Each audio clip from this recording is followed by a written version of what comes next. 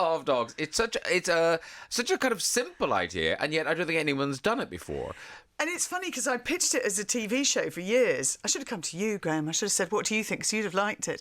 And everyone kept saying no. And I'm thinking, I think this is a really good idea. So I thought, I'll write it. And off I went, travelling around the country, meeting people doing amazing things with dogs, meeting wonderful dogs. And in a way, a bit of therapy, I think, to get over the loss of our dog, Archie, who sadly departed this life in lockdown. And I spoke to you, and actually you said something that really moved me, which is that decision that you make to take your dog to the vet is the last really kind act you do for them. Yeah. And so I keep repeating that to everyone. I said, Graham Norton told me. But isn't it though? Yeah, it is. Because it's sort of it's such a lovely thing you can do. I know, but it's so sad, and you do feel that whole sort of judgment of when is right. And I miss him terribly, and he wasn't a perfect dog by any means. Of course he wasn't, and very few are. Although I've met some perfect dogs. Oh, my word. Well, in this, I mean, some of these dogs... So talk to us about because some of these dogs can do amazing things. Talk to us about the most skillful dog you met. Yes, well, I went to Dogs for Good, which is a great charity, so down the M40. And they're not very big. They breed their own dogs, and they're all Retriever Labrador crosses. Mm-hmm. And then they train them to do specific things. So they can either help somebody who needs physical assistance. They can put stuff in the washing machine. They can help them get dressed. They can open doors. They can push lift buttons, pick up things if you drop them. But also give anyone, and this is probably true of guide dogs, hearing dogs as well, they give an individual, a person, confidence. Yeah. They go out there, and I was doing an event in Ely Cathedral last night, and a girl came up to talk to me with her dog, with her assistant's dog afterwards. She got hers through Canine Partners, another very good charity. And she said it completely changes the way people engage with her. And she's in a wheelchair, and the dog is incredibly helpful and sporty, but she said it's just transformational, and all of these dogs are making a really big difference. Yeah. But I went to see puppy training. And the first thing they do is the sort of socialisation. And these are little fat puppies that just run around and are thrilled to see each other because lots of them are brothers and sisters. So you can imagine they're giddy. Yeah. And there was one called Shuey, named after Michael Schumacher, who was just so cool. He was like the coolest puppy in the room, just sat there going, yeah, I know I'm special.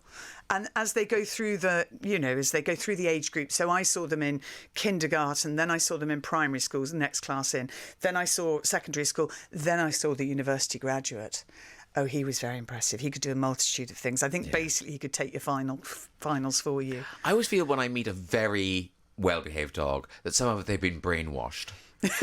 Because it's not natural. No. And none of our dogs could do it, could they? No! I mean, literally, what's the cleverest thing? Yeah, it's the only way I can make sense of how badly behaved my dogs are because I look at those dogs and I go, oh no, they're brainwashed. Because it does. I mean, that is what's so amazing about assistance dogs is they're able to shut off so much of their dogginess. But also that when the harness goes on, they know they're in work mode, and when the harness comes off, they relax. Did you see that lovely programme that Martin Clunes did that was on the other night about Laura, the guide dog who was retiring? He was taking her to give her a retirement, and as soon as her harness comes off, she knows that's it. And the harness never needs to go back on again, and therefore they're not in work mode. I'm not like that. Are you like that? Do you have a uniform for work that when you put it on, you know you're in work mode? No, I don't. No. And also because our work is so different. It's but lovely. Even writing, and you know this is the discipline of writing. I wish I had a harness. Like maybe that's what I should do. Put on a little hat or something. I used to have at school. I used to wear a thinking hat. Oh my goodness! Yes, it was a little bucket. You surprised me, Claire. I was into bucket caps way before they were fashionable. I put this bucket hat on, and that would help me. I had a theory that would keep all the thoughts in my brain. So dogs now, obviously, they assist us and they do actual jobs, but they've been companions for thousands of years. Oh yeah, I went into a tomb in the Orkney Islands on mainland Orkney that had chambers for the dogs of this, this guy who lived there farming, and the dogs all had chambers around the family tomb, and that was 5,000 years old. I mean, that's... So we're going back to Neolithic times, and we know the Egyptians obviously buried... They had... there's a pharaoh hound, which is one of the oldest breeds, rather elegant, like a kind of whippety looking thing. I know the one. And they really dance. They look lovely, yeah. They do. And so we know there are these really ancient breeds. And interestingly, so in this country, the big expansion in breeds was during the reign of Queen Victoria for two reasons. One, because her subjects were going off, building the empire, and they would bring back a dog because the Queen liked dogs. So consequently, she got a Pekingese raided from the Summer Palace in Peking and called Lucy. And she was very into pugs. And there's a classic photo of her where, the whole thing about looking like your dog. Yes, indeed. But there's also another lovely photo of her with one of her collies in mourning for Prince Albert. And that got released as a carte de visite and was the equivalent to the biggest Instagram hit you've ever seen. Everyone bought it because they hadn't seen the Queen for months, and suddenly there was this picture of her with her dog in, all in black, but at least sort of having some emotional connection with another living being. Now, Clare Balding. Yes. Lorraine and Giles are regular correspondents to this show, and I think Lorraine's been in touch to say that Giles once took part in a Who Could Tackle the Hardest competition at a rugby final in Twickenham. Do you remember this? Yes, I do. I remember running at a big, at a sort of machine thing that then was going to measure it. So at a soft, squishy thing. Yeah. Yes. Well, you beat Giles. Did I? Yeah. Oh, Giles probably let me win. I really don't think he did. I ought to mention this book does have a co-author. Oh, yes. Alice is very excited because she's written a chapter. Of course, she's written a chapter, She's written a chapter, and our literary agent very cleverly sent a bunch of flowers to both of us saying Happy Publication Day. So Alice has gone all big, it's my publication day. I said, do you want to do any of the interviews for me? No. So far, no. And gorgeous illustrations. Yes, by Jessica Holm, who's just fantastic. And also, she was very much my sounding board when I needed, professional advice. So, for example... The mating process between dogs is quite complicated. And distress it. We were just quite distressing to witness. Yes, and I did witness it by mistake when I was a child, our two lurchers at it. And so I had to ring Jessica and say, can you just explain to me why were they facing back to back like a push me pull you? Anyway, that is explained in there in case you need to know. That's very lovely. How traumatic as a child. Anyway, Jessica does that, but she's also done the illustrations and they're gorgeous. Someone's also, Toby and Redding's been in touch to say, love hearing you on the show. And Toby and his wife religiously watch the Crufts competition every year and enjoy your commentary thoroughly. Is Crufts changing? Is it kind of changing with the times? Yeah, I think way more different events involved in it. So the agility is a big part of it, but also flyball. Canicross I talk about in here, which is where people go running with their dogs in front of them. Do you ever do that, Graham? No.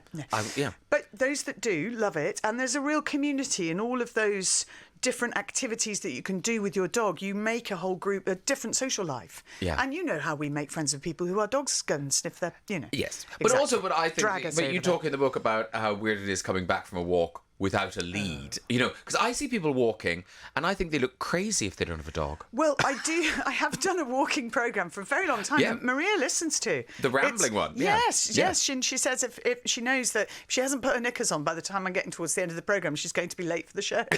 She told me that, very personal. But yes, so I do realise there's walking without dogs, but, it does feel strange. Yeah. And we've got to mention your Channel 5 show, which was such a huge hit. Well, we've got to rename it because it was called Lost Dogs Live with Clare Balding. But written down, that does look like Lost Dogs Live with Clare Balding. In which case... If you're looking for your dog... I've got it. So I think we're going to call it... And also because we had some success in finding dogs. So Lost Dogs Found Dogs. And that will be back in the new year on Channel 5. Exciting, isn't it? Wow. And how do people get in touch? Do the researchers go out and find lost dogs? Yes, they do.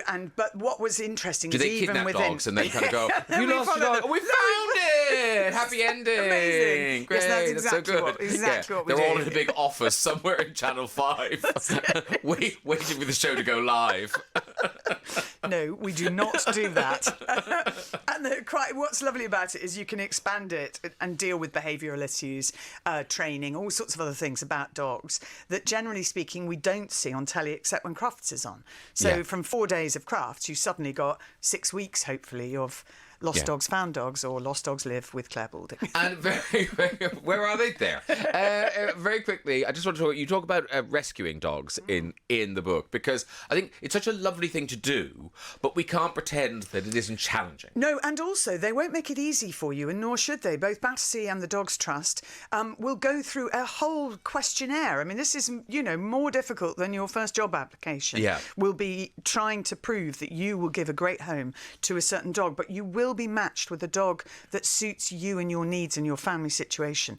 It's a great thing to do, and actually the Dogs Trust I'm very involved with now, and I spent time with them at their Newbury Centre, but consequently, as and when the time is right, they are very happy to be in touch with me, and I will have to fill out the questionnaire. But the one big thing I'd say is, if you're ever going to get a dog, either as a rescue or as a puppy, if you think you can click a button and have a dog arrive tomorrow, you are feeding an illegal market, because that is not going to happen with responsible breeders or responsible rescue homes. They are going to make it... They're going to try and make sure they know that dog is going to the right place. Yeah, it's a weird thing, because if you're up for it, it's great, and it's the happiest experience of your life. But I think so many people think they're going to like it, and they figure out it's such a huge responsibility. Well, there are more dogs in the country than there have ever been, 13 million, and I'm afraid more dogs in rescue centres than ever before. Is that a post-lockdown thing? Yes. Oh, dear. And also, it is also a cost issue. If a dog has... severe sudden veterinary requirements and you haven't got insurance and you can't afford it, actually the one responsible thing you can do is go to a charity that might be able to help. And the Dogs Trust are looking at trying to provide a fund whereby they can help with the veterinary requirements while the dog stays at home, because actually that's the best situation for the dog to be in, otherwise really stressful. And I forgot now, there is a really good charity that provides... what you can afford veterinary stuff. Is it Blue Cross? I don't know. I'll Google it. And tell you later. But there is an amazing charity that it's a what you can afford vets that you can... Oh, PDSA. Is PDSA... Oh, yeah. Yeah. Which is an amazing organisation. Yes, it is. And they do awards, actually, as well, for... Do you host dogs. them? No, I don't, Graham. But she is available. The book is called Isle of Dogs. It's out in hardback now, and it's a fascinating read for anyone who enjoys dogs. Clare Balding, thank you so much for coming in to see us.